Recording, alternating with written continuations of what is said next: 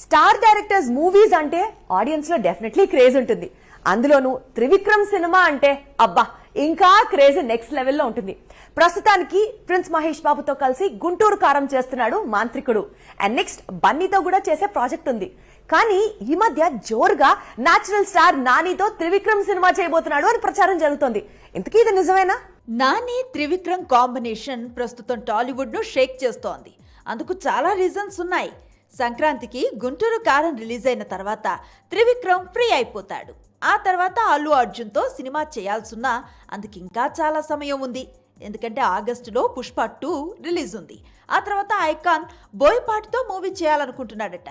అల్లు అర్జున్ తన commitments complete చేసుకొచ్చే వరకు ఇటు త్రివిక్రమ్ నేచురల్ స్టార్ తో ఓ సినిమా చేయాలనుకుంటున్నాడట.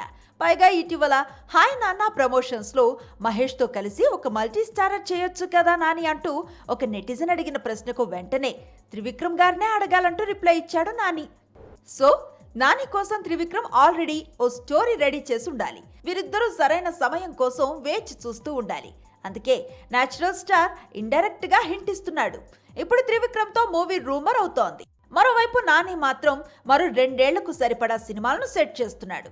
హాయ్ నాన్న తర్వాత సరిపోదా శనివారం, ఆ తర్వాత అంటే సుందరానికి కాంబినేషన్ లో మరో ఫిల్మ్, అలాగే హిట్ 3 లైన్ లో ఉన్నాయి. రీసెంట్ గా తమిళ దర్శకుడు కార్తిక్ సుబ్బరాజుతో కలిసి సినిమా చేసేందుకు ఒప్పందం కుదుర్చుకున్నాడట.